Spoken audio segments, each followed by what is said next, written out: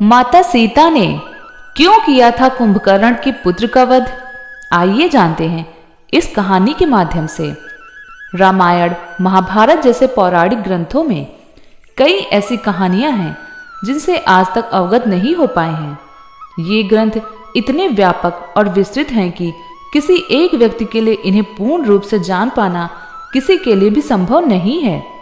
रामायण की बात करें तो यूं तो ये ग्रंथ श्री राम के जीवन और रावण के वध पर आधारित है, लेकिन इसके अंदर कई ऐसे छोटे बड़े चरित्रों का समावेश भी है जो महत्वपूर्ण तो है, लेकिन उनसे संबंधित कथा को ज्यादा लोग नहीं जानते। आज हम आपको रामायण की एक ऐसी ही कहानी या घटना से अवगत कराने जा रहे हैं जिनके विषय में निश्चित ही बहुत कम लोग जानते हैं। यह कहानी तब की है जब रावण का वध और वनवास की अवधि पूरी कर श्री राम अपनी पत्नी सीता और भाई लक्ष्मण के साथ वापस अयोध्या लौट आए थे। श्री राम अपने परिवार के साथ सभा में विराजमान होने की तैयारी कर रहे थे कि अचानक विभीषण अपनी पत्नी और मंत्रियों के साथ दौड़े दौड़े श्री राम के पास पहुंचे और उनसे मदद की गुहार करने लगे। जब भगवान राम ने उनसे इस परेशानी का कारण पूछा तो विभीषण ने बताया कि कुंभकर्ण का एक पुत्र है, मूलकासुर, जिसका जन्म मूल नक्षत्र में हुआ था। इस कारण कुंभकर्ण उसे जंगल में छोड़ आया था जहां मधुमक्खियों ने उसका पालन पोषण किया। जब मूलकासुर को यह पता चला कि उसके पिता का वध हो गया है और मैंने मतलब कि विभीषण लंका का शासन संभाल लिया है, तो उसने प्रण लिया है कि वह पहले मेरी हत्या करेगा और बाद में अपने पिता के हत्यारी यानी श्री राम का वध करेगा। विभीषण ने श्री राम से कहा, मूलकासुर आपका वध करने का इरादा पक्का कर लिया है और अब वह इसके लिए तैयारी कर रहा है। जब श्री राम को मूलकासुर के इरादों का पता चला तो उन्होंने अपने पुत्रों और भाइयों समेत वानर सेना को भी युद्ध के लिए तैयार किया और पुष्पक विमान पर बैठकर लंका की ओर चल पड़े। जब मूलकासुर को श्री राम और उनकी सेना के आने की बात पता चली तो वो पहले ही युद्ध के इरादे से लंका के बाहर पहुंच गया। दोनों ओर की सेनाओं में करीब 7 दिनों तक भयंकर युद्ध चलता रहा, लेकिन कोई परिणाम नहीं आया।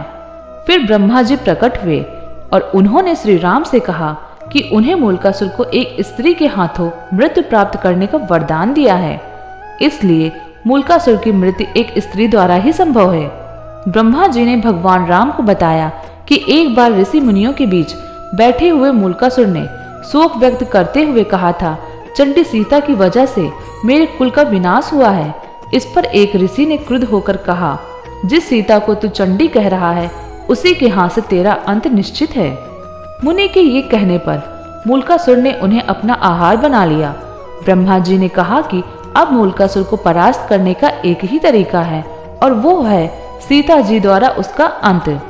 यह सुनते ही भगवान राम ने अपने दूत पवन पुत्र हनुमान को विनाता दन गरुड़ के साथ सीता को सुकशल लवाने के लिए भेज दिया। जैसे ही हनुमान जी और गरुड़ माता सीता के पास श्री राम का संदेश लेकर पहुंचे, तब उसी समय देवी सीता उनके साथ चलने के लिए तैयार हो गई। जैसे ही देवी सीता अपने परमेश्वर भगवान राम से मिली, उनकी आंखें भर आई। वह बहुत लंबे समय से अपने पति के वियोग में समय व्यतीत कर रही थी। भगवान राम को अपने सामने पाकर वह कई भावुक हो गई। भगवान राम ने उन्हें मूलकासुर के पराक्रम और उसे मिले वरदान के विषय में बताया।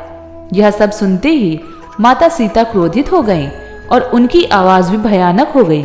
सीता की देह से चंडी रूप छाया निकलकर मूलकासुर का वध करने के लिए आगे बढ़ने लगी। छाया को अपने पास आता देखकर मूलकासुर ने उन्हें कहा, जा भाग जा यहाँ से, मैं स्त्रियों पर अपना पराक्रम नहीं दर्शाता।